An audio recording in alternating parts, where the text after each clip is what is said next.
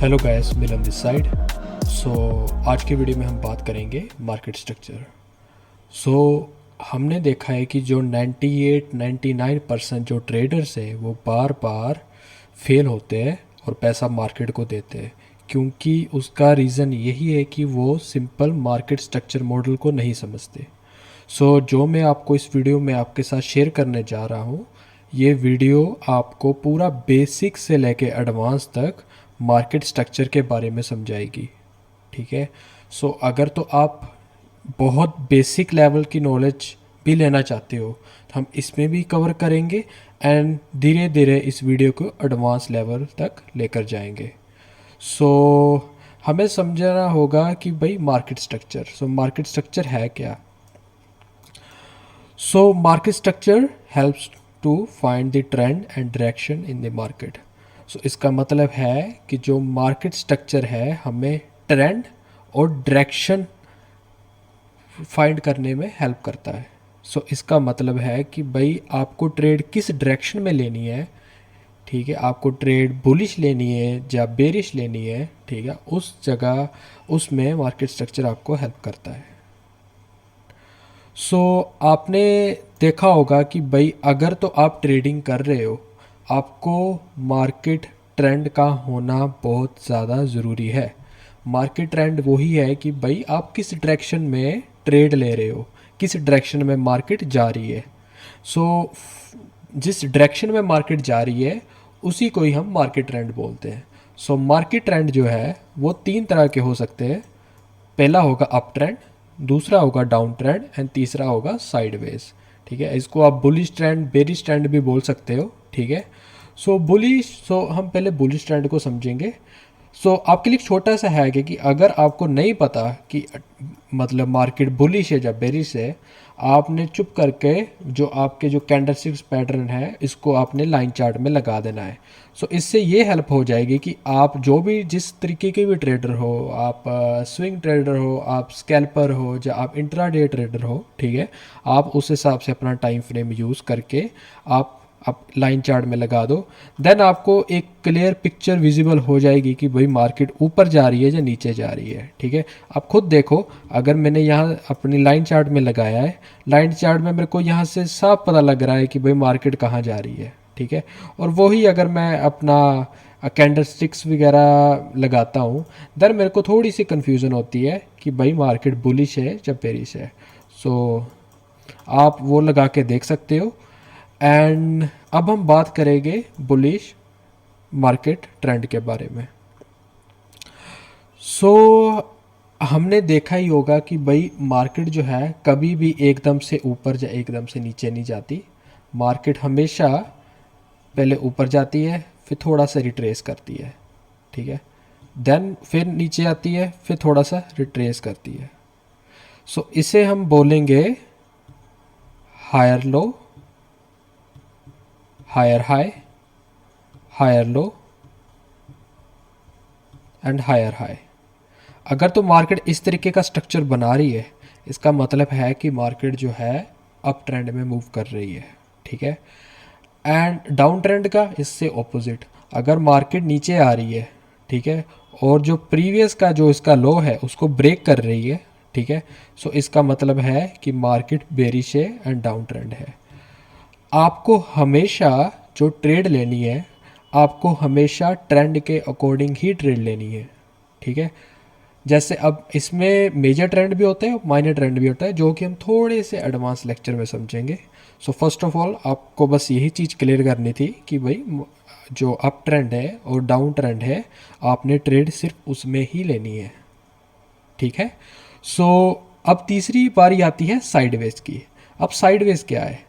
Sideways कुछ नहीं है। साइडवेज जा तो मार्केट ऊपर और नीचे, अगर तो दोनों जगह नहीं जा रही, उसको हम साइडवेज बोल देते हैं, राइट। एंड साइडवेज मार्केट अब ऐसा होती क्यों है? इसका मतलब है कि जहाँ बुलिश बायर्स भी है, मतलब बायर्स भी बैठे हैं और सेलर्स भी बैठे हैं, और मार्केट अभी ये कंफ्यूज है कि मार्केट ऊपर जाए या नीचे जाए।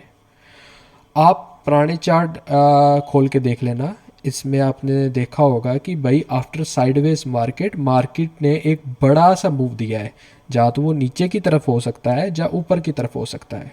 ठीक है। तो इसका मतलब ये है कि ये इसको हम ऑर्डर कलेक्शन भी बोल सकते हैं कि भाई अगर ऑर्डर्स कलेक्ट होते हैं तो वो साइडवेज मार्केट में होते हैं, क्योंकि उसमें बायर्स भी है एंड सेलर्स भी है, एंड सबसे ज़्यादा जो ट्रेडर्स हैं वो इसी में ट्रैप होते हैं। ठीक है, जो मोस्टली ट्रेडर्स है वो यहाँ पे ट्रैप होते हैं, क्योंकि ऐसा है कि अगर यहाँ के कोई कोई से बंदे ने यहाँ से बाय किया, ठीक है, चलो मैं यहाँ करके दिखा देता हूँ। अगर तो यहाँ किसी ने बाय किया है, ठीक है, तो मार्केट क्या करेगी, मार्केट यहाँ का स्टॉप लॉस लेगी। अगर यहाँ ने किसी ने बाय किया, ठीक है, तो मार्केट यहाँ का स्टॉप लॉस लेगी। ठीक है, स्टॉप लॉस अगर हिट करके फिर वो अपना टेक प्रॉफिट हिट करेगी। तो ऐसा चांसेस बहुत ज़्यादा है कि इस मार्केट में ऐसा होता है। तो आपने थोड़ा इस मार्केट में थोड़ा कम ही ट्रेड करना है। तो आपने हमेशा बुलिश में और बेरिश में ट्रेड करना है, एंड आपने मेक श्योर करना है कि भाई जो भी आपकी ट्रेड है according to the trader you are, आपने सेम ट्रेंड फॉलो किया है। तो आपको यह ट्रेंड के बारे में थोड़ी चीज़ें क्लियर होगी। ठीक है, एंड नाउ हम सीधा बेसिक स्ट्रक्चर के बारे में बात करते हैं। तो आपको मैं पहले बता दूं कि इसके बाद हम 4 पार्ट्स में डिवाइड करेंगे। फर्स्ट हम बात करेंगे बेसिक स्ट्रक्चर के बारे में, फिर हम बात करेंगे एडवांस स्ट्रक्चर के बारे में, उसके बाद हम बात करेंगे मल्टी डिमेंशनल स्ट्रक्चर के बारे में, एंड लास्ट हम बात करेंगे कि आप इस सब को कैसे यूज़ कर सकते हो, ठीक है, इन अ सिंगल टाइम फ्रेम। तो इसमें हम सब कुछ कंप्रेस करेंगे। तो सबसे पहले हम सीधा बात करते हैं बेसिक स्ट्रक्चर के बारे में। ठीक है, सो सबसे पहले हमें ये बताना है कि प्राइस किस डायरेक्शन में मूव करेगा। ठीक है, सीधी सी बात है भाई, प्राइस जिस डायरेक्शन में मूव करेगा आपने उसी डायरेक्शन में ट्रेड लेनी है। ठीक है, एंड किस डायरेक्शन में प्राइस रिवर्स करेगा एंड रिवर्स होके किस डायरेक्शन में प्राइस दोबारा जाएगा। चलो एक छोटी सी पहले एग्जांपल लेते हैं। फॉर एग्जांपल, अगर प्राइस यहाँ से यहाँ गया, ठीक है, एंड उसने रिट्रेसमेंट ली, एंड रिट्रेसमेंट के बाद रिट्रेसमेंट होता है कि आपका अगर यहाँ से प्राइस नीचे से ऊपर गया, देन प्राइस को थोड़ा सा फ्यूल की ज़रूरत है कि प्राइस दोबारा से ऊपर एकदम से जा सके। आप सिंपल भाषा में ये चीज़ समझ सकते हो। ठीक है, एंड देन फिर प्राइस यहाँ से एकदम से बड़ा मूव दिया, और इसको हम बोलेंगे बॉस जब ब्रेकआउट स्ट्रक्चर। ठीक है, एंड इसको बोलेंगे हम हायर हाई, इसको बोलेंगे हायर लो। ठीक है, मैं लिख देता हूँ so that you can understand. ठीक है, एंड अब सबसे बड़ी बात यह है कि भाई हमें पता कैसे लगेगा कि प्राइस यहाँ से मूव करेगा, बिकॉज यही गेम है ट्रेडिंग की। हमें ये पता लगाना है कि प्राइस कहाँ से मूव करेगा। प्राइस यहाँ से मूव कर सकता था, यहाँ से मूव कर सकता था, यहाँ से ही क्यों मूव किया। सो इसके बारे में हम विद वीडियो के साथ साथ टाइम के साथ समझेंगे कि हमने ये पता कैसे लगा कि प्राइस यहाँ से मूव करेगा। ठीक है, सो सबसे पहले हमको ये समझना होगा। आपने ये समझा है कि भाई प्राइस अगर नीचे से ऊपर गया, ठीक है, फिर यहाँ से रिट्रेस लिया, एंड भाई मेक श्योर करना है कि जो प्राइस है वो एटलीस्ट 38% से ज़्यादा रिट्रेस करे। अगर प्राइस रिट्रेस 38% से ज़्यादा नहीं किया, देन वो भाई प्रीवियस स्ट्रक्चर ही माना जाएगा। समझ रहे हो? मैं एक छोटी सी एग्जांपल दे देता हूँ। ये रहा, अगर प्राइस नीचे से ऊपर जा रहा है, तो प्राइस अगर यहाँ ऐसे करके ऐसे चले जाए, देन इसका जो हायर लो होगा वो ये नहीं होगा। So this would not be a higher low. ठीक है, सो इसका जो हायर लो है यही होगा। आप समझ रहे हो मैं क्या कह रहा हूँ? ठीक है, सो इसका मतलब है कि भाई अगर प्राइस यहाँ से ऊपर गया, फिर थोड़ा सा रिट्रेस किया, फिर ऊपर गया, ये कोई ब्रेकआउट स्ट्रक्चर नहीं हुआ, ये प्रीवियस स्ट्रक्चर ही हुआ। एंड सेम कंसेप्ट जो है हम डाउन ट्रेंड में अप्लाई करेंगे। ठीक है, प्राइस ने एटलीस्ट 38% का मूवमेंट होना चाहिए रिट्रेसमेंट में, देन ही वो ब्रेकआउट स्ट्रक्चर दे सकता है। ठीक है, आई होप आपको ये चीज़ें थोड़ी सी समझ लगी होगी। ठीक है, तो अब फॉर एग्ज़ाम्पल प्राइस यहाँ से यहाँ मूव किया है, इस डायरेक्शन से, सॉरी, मैं ये बना देता हूँ। फॉर एग्ज़ाम्पल प्राइस जो है यहाँ से यहाँ मूव किया, यहाँ से यहाँ रिट्रेस किया, एंड देन फिर एक अच्छा ब्रेकआउट स्ट्रक्चर दिया। ब्रेकआउट स्ट्रक्चर के बारे में आपको बताया था कि भाई अगर वो प्रीवियस आए यहाँ से तोड़ दे, ठीक है ना, तो इस एरिया को हम बोलेंगे ब्रेकआउट स्ट्रक्चर, ठीक है ना। इसको हम बॉस भी बोल सकते हो, ब्रेकआउट स्ट्रक्चर भी बोल सकते हो, ठीक है। एंड अगर फिर यहाँ से प्राइस फिर दोबारा मूव करे एंड फिर ऊपर ऐसे ब्रेकआउट दे, तो इसका जो ब्रेकआउट स्ट्रक्चर हो गया ये वाला हो गया, this is our boss, right. And जो ये वाला एरिया होगा, ठीक है, ये वाला एरिया एंड ये वाला एरिया, इसको हम बोलेंगे swing low and swing high, ठीक है। सो इसके अंदर जो चीज़ें हो रही होगी, जो भी चीज़ें हो रही है, अगर लेट्स से कि अगर अब आपको यहाँ थोड़ा डीपली समझना होगा, ठीक है। लेट्स से कि आपको पता लग गया कि भाई जो मार्केट है वो जा रहा है अप ट्रेंड में। आप देख सकते हो मार्केट कहाँ जा रहा है, अप ट्रेंड में जा रहा है। इसका मतलब है कि भाई अगर इसके अंदर जो भी मूवमेंट होगी, जो भी मूवमेंट होगी, इसको हम बोलेंगे इंटरनल स्ट्रक्चर, ठीक है। ये जो बड़ी वाली मूवमेंट है, ठीक है, ये स्विंग लो और स्विंग हाई की जो बड़ी वाली मूवमेंट है, इसको बोलेंगे हम एक्सटर्नल स्ट्रक्चर। तो जो इसके अंदर सब कुछ हो रहा है, इसके अंदर जो गेम प्लान हो रही है, इसको हम बोलेंगे इंटरनल स्ट्रक्चर। आई होप आपको ये चीज़ का समझ लग गया होगा कि भाई एक्सटर्नल और इंटरनल स्ट्रक्चर क्या होता है, ठीक है। सो अब इसमें गेम ये ऐसी है कि भाई अगर तो मान लो कि ये मूवमेंट अप ट्रेंड की हो रही है, ठीक है, एंड ट्रेडर्स लूज कहाँ करते हैं पैसे, अगर अप ट्रेंड में मूवमेंट हो रही है, ठीक है, तो अंदर तो ऑफकोर्स ऐसे ऐसे ही होगी बिकॉज मार्केट रिट्रेस हो रही है, राइट।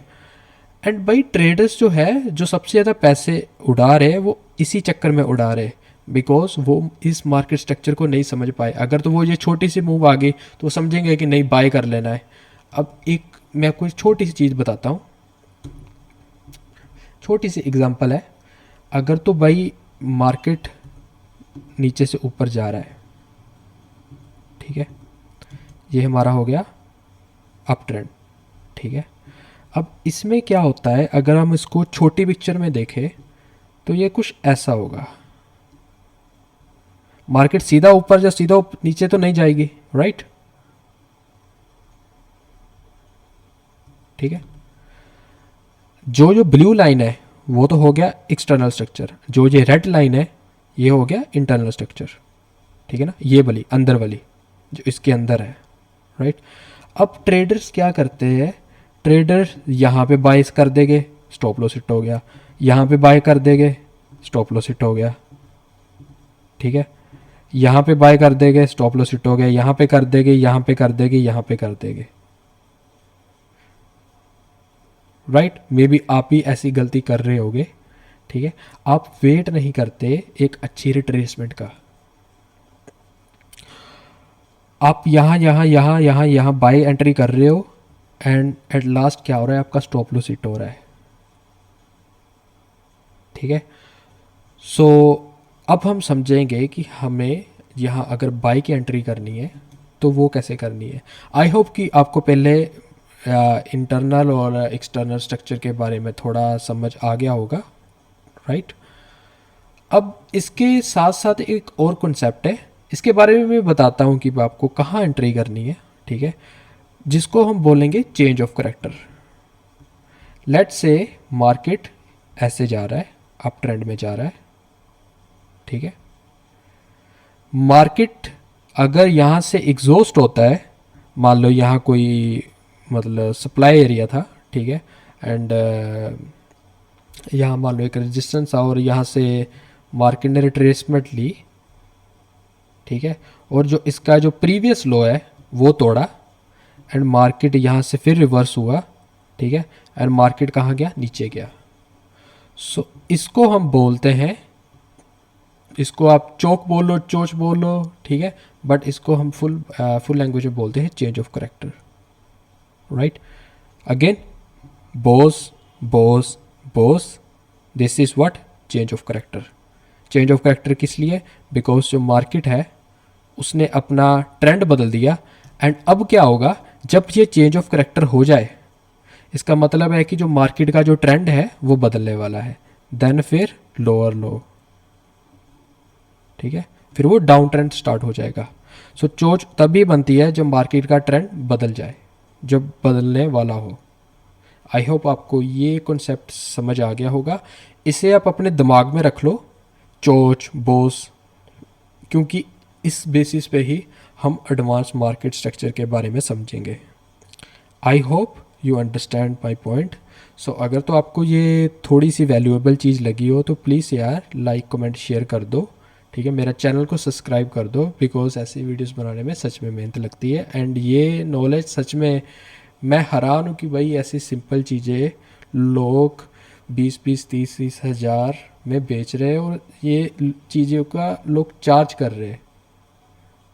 आप देख लो यार, जो बड़े बड़े यूट्यूबर हैं, अब बोच वोच को ये कंसेप्ट समझाने में लोग चार्ज कर रहे हैं, इंटरनल एक्सटर्नल मार्केट स्ट्रक्चर को समझाने में लोग चार्ज कर रहे हैं, एंड मैं ये फ्री ऑफ कॉस्ट चीज़ें समझा रहा हूँ।